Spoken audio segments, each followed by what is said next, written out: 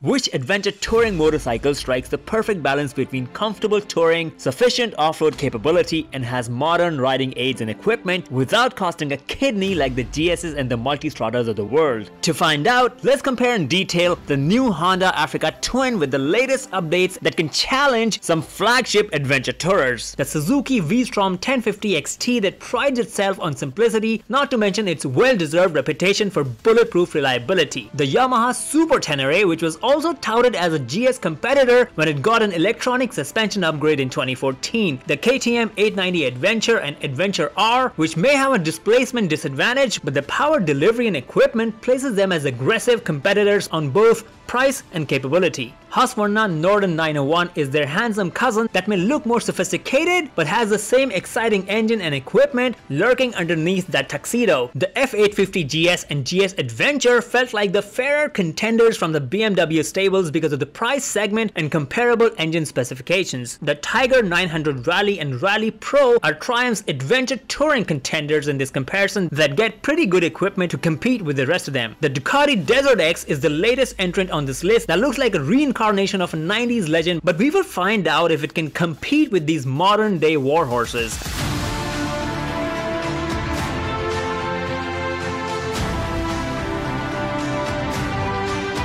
And even though looks are subjective and not a massive criteria for picking up an adventure bike, looking back at your beautiful motorcycle after a ride is indeed a good feeling. So I'm gonna stick to my personal top 3 specifically on looks. I find the Ducati Desert X to be the best looking because of its Kajiva elephant inspired design, and the Norden 901 that looks like a wild kid in a dinner jacket. And of the ones with an adventure bike beak, I like the overall styling of the Tiger 900 Rally more than the others. Of course, I understand that you may have a different opinion. Please feel free to share it in the comments while I deep dive and compare these marvelous engines that have the power to take you on all the adventures that you can think of. The Africa Twin makes 100 horsepower and gets 2 transmission options, each for both the standard and the adventure sports model. Option 1, a 6-speed manual transmission, and option 2, a dual clutch transmission. I test rode the DCT in 2017 and it did not rock my boat, but that doesn't mean it's bad. It's just my personal preference for an old-fashioned manual clutch and throttle dance. Vstrom 1050 XT's 90-degree V-twin engine is what gives it the bulletproof tag. The assistant slipper clutch adds to its ease of use characteristic. The Super Tenere engine is of course the biggest and puts out more horses and torque than the rest. On top of that, T12 owners will tell you that a good tune will do wonders to the power delivery. The KTM 890s share the now Euro 5 compliant LC8 engine with the Norden 901. The engine may be a bit smaller than the other 3, but puts out comparable power and torque figures and delivers them like a champ. The F850 engine does have the lowest power figure on paper, but the smooth and predictable power delivery is what gives it the easy rider characteristic. In the UK and India, BMW is claiming 95 horsepower and 92 Newton meters of peak torque on the 2023 model. Depriving the rest of the markets of the extra 5 ponies would be quite a scandal. So I would like to believe that it's only a missing update on the American and the Australian website at the time of making this video. Tiger 900 Rally's 888cc T-plane triple cylinder engine takes cues from the 765 Triple and the T800 with some clever engineering. That engine now weighs less than the Tiger 800 engine but puts out 94 horses while being Euro 5 compliant. Ducati also took that sweet L-twin engine from the Panigale 959 and plonked it into the handsome Desert X with a tune more appropriate for an adventure bike. All bikes have assist and slipper clutches and chain drives, with the Super T being the exception with a shaft drive. And while our quest to explore new places makes us fall for the marketing punchlines, the suspension, tires and brake combination is the litmus test of what these bikes can really do. The Africa Twin's standard variant gets adjustable Showa suspension, and the Adventure Sports ES variant gets electronic adjustability for damping and preload. Both the trims have the same suspension travel and adventure touring oriented wheel size,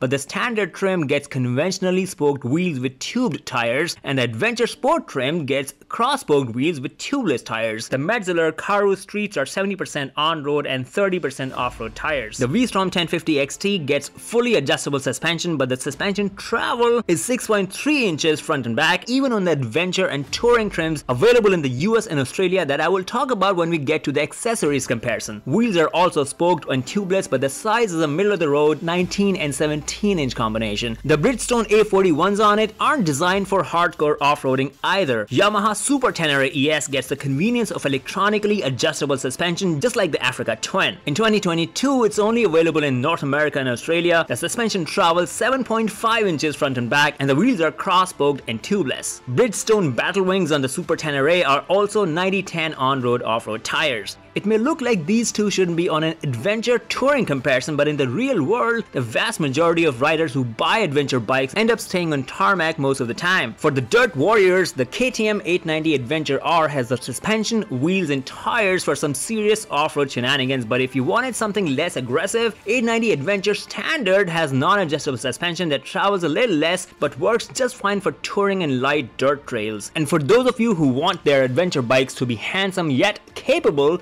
Husqvarna has got you covered. The WP Apex forks on the Husky's handsome hunk have compression and rebound adjustability, and the monoshock has rebound and preload. The remote preload adjuster is super convenient, and the Pirelli tires are 50/50 on-road, off-road, just like the Metzlers on the Adventure R. And for those who fancy a premium badge, the BMW F850 GSA will give you just that, but the WP Apex forks are non-adjustable, and the monoshock gets similar adjustability and travel as a Norden 901. The BMW Premium package, which India gets as standard now, includes the semi-active suspension in the rear, but for some strange reason, the front remains non-adjustable. Some reviewers have actually pointed out that the BMW suspension is too soft and that it nosedives quite a bit under braking. Triumph also seems to have done a better job with fully adjustable Showa suspension that travels 9.4 and 9.1 inches front and back. Wheels are similar spec, and the Bridgestone A41s are the same as the Vstrom, just a different size in the front. You could obviously get more off-road oriented tires if you wanted to play in the dirt, which is also the case if you went with the Desert X, which gets fully adjustable KYB suspension that travels 9.1 and 8.7 inches, and spoked wheels with tubeless Pirelli tires which are 21 and 18-inch true off-road size. And before I compare them all on the biggest drawback of adventure bikes, let's look at the equipment that'll save your bacon if you send it too hard. Brakes. Thankfully, lean sensitive ABS has become a standard feature on all of these, with the exception of the Super Tenere, which only gets standard ABS and a unified braking system which actuates both brakes even when you only pull the front brake lever. Vstrom and Super Tenere don't let you switch the ABS off, so backing it in is not an option, at least for us mere mortals. Honda and Suzuki get similar brake specs from different manufacturers. Yamaha calipers are axially mounted, but the UBS works great for its intended use. KTM and Husky get the same brakes from J-Huan, the company that supplies to the MotoGP guys. BMW, Triumph and Ducati get Brembo's. F850 GSA gets axially mounted brake calipers as well. And now let's talk about the most common thing about adventure motorcycles that intimidates most people who are new to the sport: seat height and weight. The Africa Twin and Vstrom 1050 XT both get height adjustable stock seats in all the trims, but the Vstrom seats require tools to take off and adjust. You can also get optional low seats which also have 20mm or 0.8 of an inch of adjustability. The Super Tenere stock seat is also height adjustable, but the low seat option seems to be taller than the other two bikes. With the KTM, height adjustability is differentiated between the two trims. The 890 Adventure Standard gets an adjustable seat which goes as low as 32.7 inches, while the 890 Adventure R model gets a 34.6-inch non-adjustable seat. You can get an optional low seat for the R, but it's still taller and retains its off-road stance. The Norden 901 standard seat does give you adjustability, but the low seat setting is more comparable to the Adventure R than the Adventure Standard. The F850 GS Adventure doesn't get adjustability, but the extra low seat option is lower than all the others. Triumph gets seat adjustability, but even the optional low seat is an inch taller than the BMW option. The Desert X seat also doesn't get height adjustability, but the low seat optional extra can get you 34 inches off the ground, which is the tallest low seat in this entire comparison. Shorter riders can also consider suspension lowering links to get closer to the ground, which are offered as optional accessories.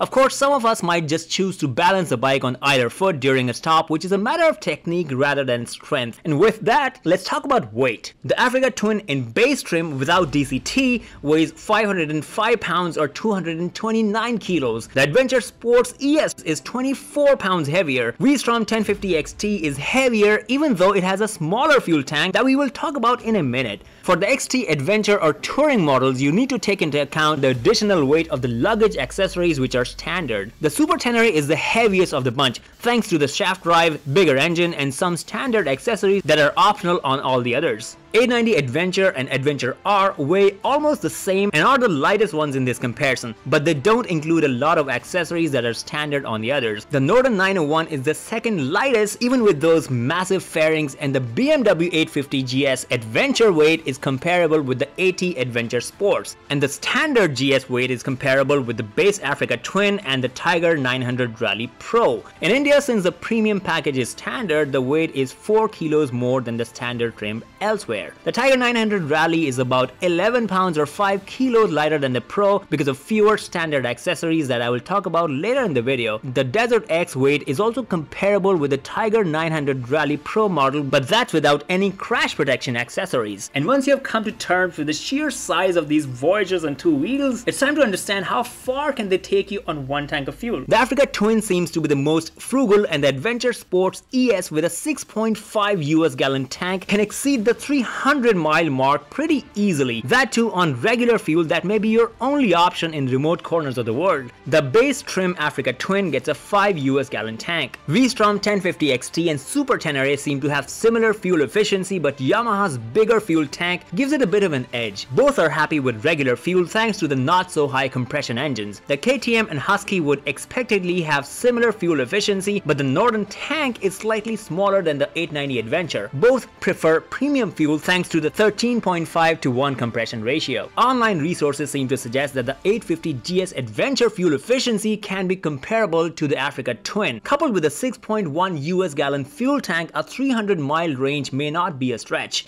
If you went with the 850 GS instead, its 4 US gallon tank would of course reduce the range quite a bit. The Tiger 900 Rally and Rally Pro have the same fuel tank, and a conservative estimate of the range would be closer to 250 miles or 400 kilometers. The Ducati Desert X has the lowest fuel efficiency, which doesn't surprise me, but you have an option of an auxiliary tank that can be fitted to the subframe to increase the fuel capacity by 2.1 gallon or 8 liters. These estimates are of course based on internet-based research and websites like fuely.com. They will vary based on your riding style, conditions and weight carried, and even the quality of fuel you will get in different parts of the world. And while you travel to different parts of the world on a motorcycle, the idea of being exposed to the elements may be exciting, but staying comfortable, safe and carrying stuff is a lot more tricky than cars. Thankfully, these bikes do have some creature comforts that used to be limited to cars back in the day, like cruise control, which all the bikes get standard except the KTM and the BMW, which need you to shell out more money to buy that optional extra. For connecting your smartphone with the bike, Africa Twin has the most sophisticated Apple CarPlay. Suzuki and Yamaha get none of that. Smartphone connectivity on the 890 Adventure R is standard, optional extra on the Norden 901. 850 GS Adventure and Tiger also have that as standard. The Triumph also lets you control your GoPro from the switchgear. Ducati wants a little more of your money if you want your smartphone to interface with the Desert X. AT Adventure Sports gets 6 riding modes as standard, which is only matched by the Rally Pro and Desert X on the list. 890R lets you unlock a rally mode as an optional extra. On the Husky, it's called the Explorer mode. The GS Adventure lets you unlock 3 additional riding modes for a little more money. For the Africa Twin, you can get an optional quick shifter for clutchless shifting, or get the DCT and completely do away with a clutch lever. Vstrom 1050 and the Tenere 1200 don't get a factory quick shifter. On the 890, it's an optional accessory. Husqvarna calls it Easy Shift, which comes standard. GSA also has a quick shifter as standard in India and optional in the US as of the making of this video. Rally Pro and Desert X get it as standard.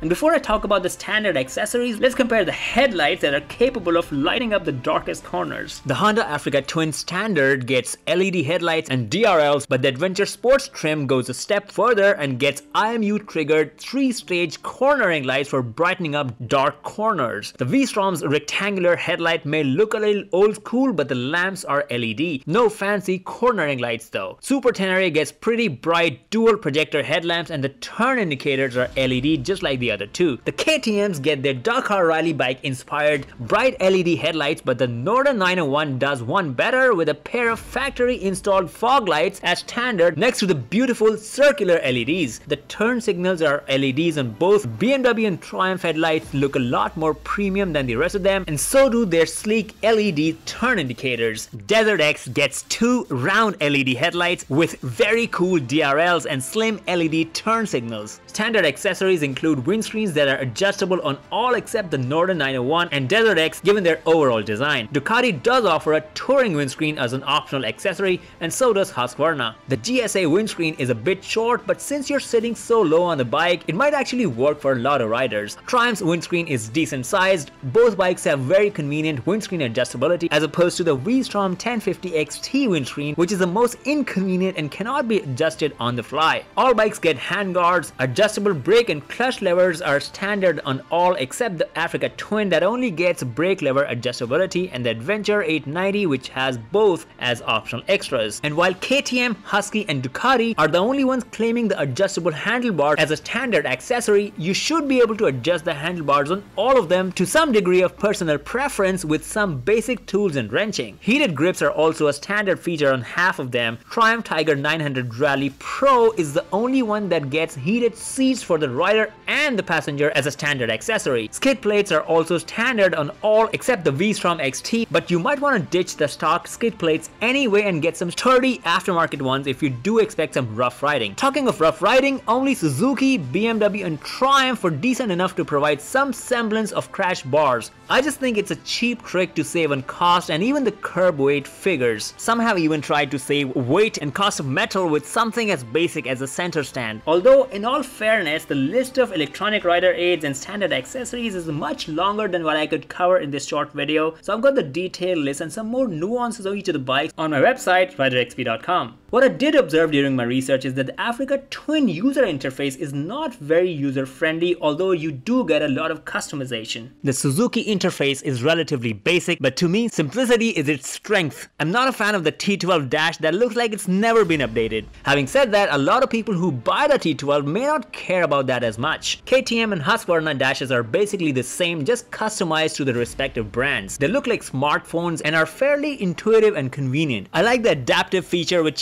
changes the interface based on the available light. BMW user interfaces are beyond a doubt the best in the business. The GS dash has a clever anti-glare design as well. Tiger also gets a pretty neat purpose-built dash which is also adaptive. It's the only one on the list that interfaces with a GoPro. Desert X dash looks like a premium version of a rally bike dash with a vertical orientation for better visibility even while standing. It may take getting used to, but once you do, navigation on vertically oriented screens wins any day over horizontally oriented screens on the rest of them. When it comes to cargo carrying capacity, the bikes aren't very different in the standard trim. Honda has extended the passenger grab rails to give some semblance of a rear rack, but for the most part you will need to buy the optional pannier mounts and panniers if you do plan a long trip and camping is part of the plan. In fact, that is true for all of them except the Vstrom 1050 XT trim with factory fitted panniers that is called Adventure in the US, XAA in Canada and Tour in the UK. Desert X doesn't even have a rear rack, but like the others, Ducati does offer optional pannier mounts and panniers with a touring accessory pack. And if you're not a fan of the optional panniers, I would highly recommend aftermarket soft panniers or even semi-rigid panniers which are significantly lighter than the hard panniers and won't crush your legs in the event of a crash. You must get the ones that are lockable,